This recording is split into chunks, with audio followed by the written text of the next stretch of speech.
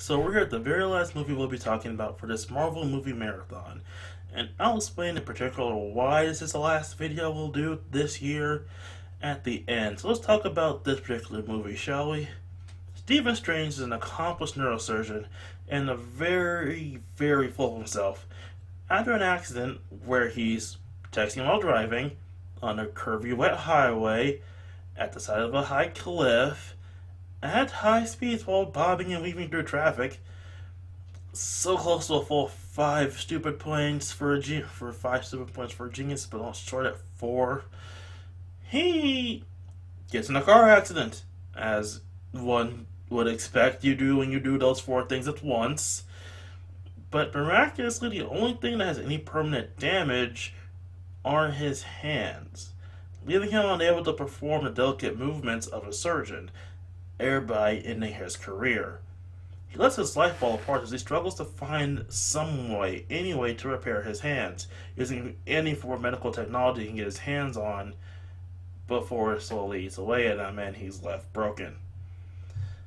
As he just looks for something that can help him, he discovers a formerly paraplegic patient who miraculously can walk again.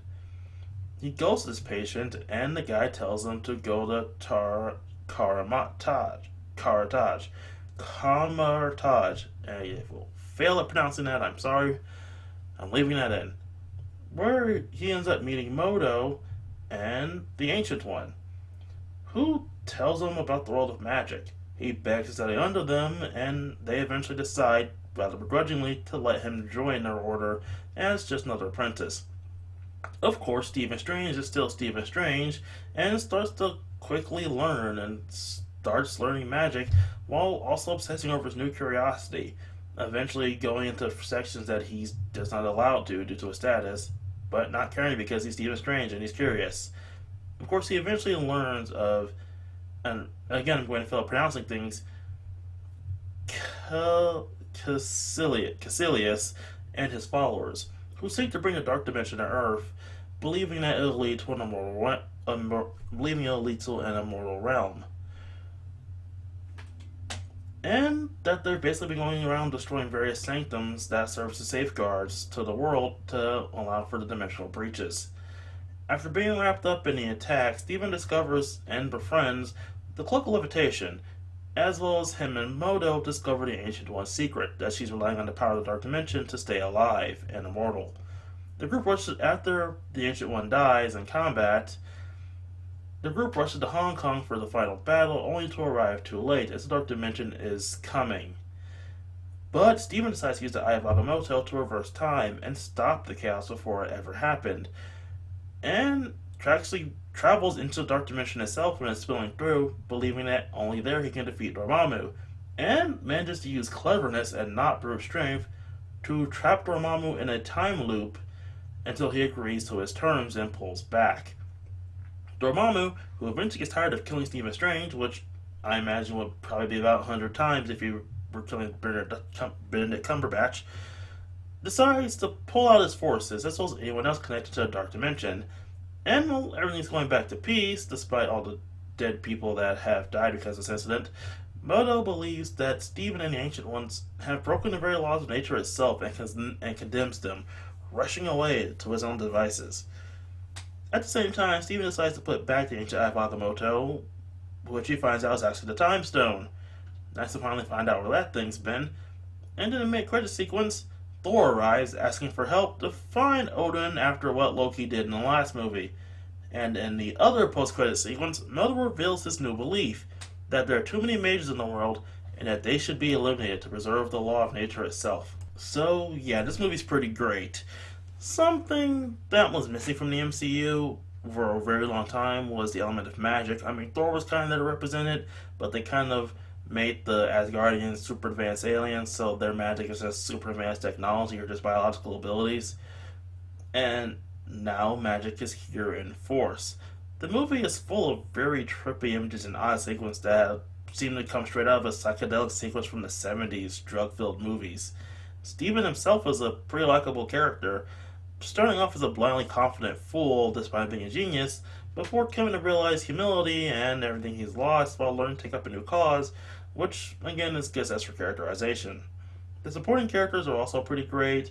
Moto's a pretty good secondary guy, as well as the upstart student who's better than Steven, as well as Steven's own helper, mentor, and you even get to see a bit of a friendship form between them before the inevitable end because Baramoto is a Doctor Strange villain who comes up a lot. So it's kind of obvious from the beginning, if you're a fan of comics, he was going to turn evil, but I do like where they went with it. Instead of just being him being power hungry like he is in the comics, here he has a point in his own belief system, which makes him a more compelling villain for later films. I wonder if the other movies should start doing that with their villains. Of course, he started out as a supporting character, so maybe not. But, like pretty much every Phase 1 Marvel movie, and some of the Phase 2 Marvel movies, and even some of the current Marvel movies, basically like pretty much all the Marvel movies, the villains ultimately kind of suck, and are just ultimately pawns for Dormammu when his greater plans to conquer Earth.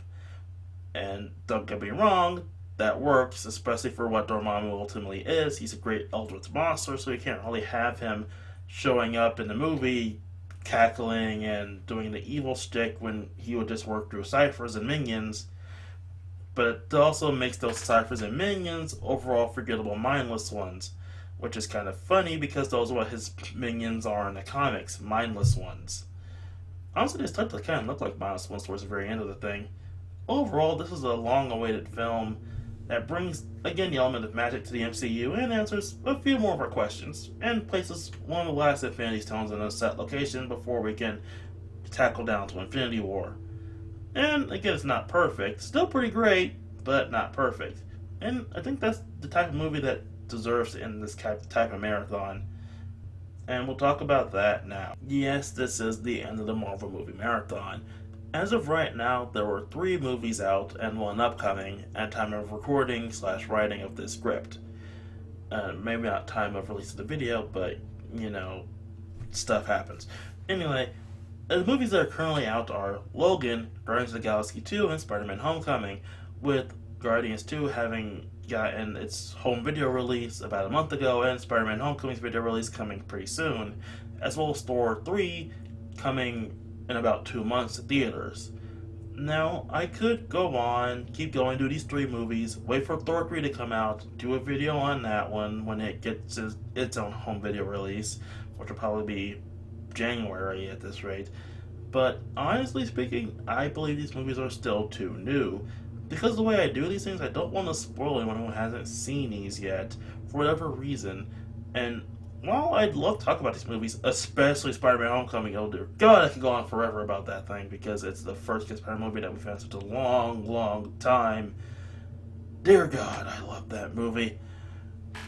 I'll wait till either a year has passed and I'll talk about these movies in a good bulk when they're out on home video or some sort of streaming service that they're free or easily viewable for the general public, as well as it makes making a video a lot easier as I don't have to go to as makes making a video a lot easier since I can just go back and watch my own DVD than just going to the theater over and over again until I have my own opinion of the plot and events and all that stuff.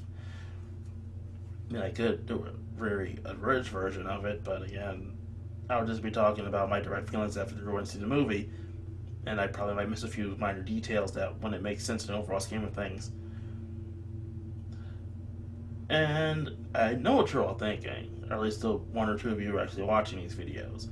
You're thinking, well, is he going to do a DC marathon next? I mean, last year did the Pokemon marathon, this year did the Marvel movie marathon, and the idea of a DC movie marathon has been kicking around my head for quite some time.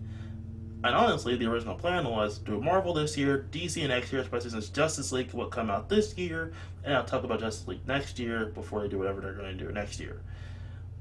But ultimately, these videos haven't done well in terms of the views. Now, don't take this as me begging for more views. I honestly do not care. But while pretty much every other project I do on this channel is motivated by my own passion and fervor for what I do, the Let's Plays are my own passion to play video games, as well as share some possibly obscure game with someone who hasn't seen it before. The large library is my own passion for reading and getting good stories out there to people who might be interested in them. whenever I do a vlog, it's my own, again, passion for that subject matter that I'm talking about that makes me want to go out and talk about it. And I do have some projects that are upcoming that are also similar in that nature, that are all based on my own individual passion for the work in question. In this case, while I do have a passion for the Marvel movies, it's very time consuming to sit through a movie maybe once or twice and then write a script and then write a script, edit the script, devise the script, and then record said script. Basically, it's the passion for doing these type of things has died out for right now, and I'm wondering if I might do it again. Like, not reviews in general. I still like the idea of doing reviews. It's just that the idea of these particular type of movie reviews has grown dull to me, and I honestly can't think of anything I can do at the moment outside of change the entire format of the way I do things before I feel like I do it again. It's honestly a conundrum. I'm stuck at a gigantic impasse, and eventually I'm going to find my way out of it, and maybe when that happens I'll talk about the DC Cinematic Universe or just the DC films in general. But for now, I kind of want to end it here, end this marathon, and move on to greener pastures. So, till next time, everybody, see you then.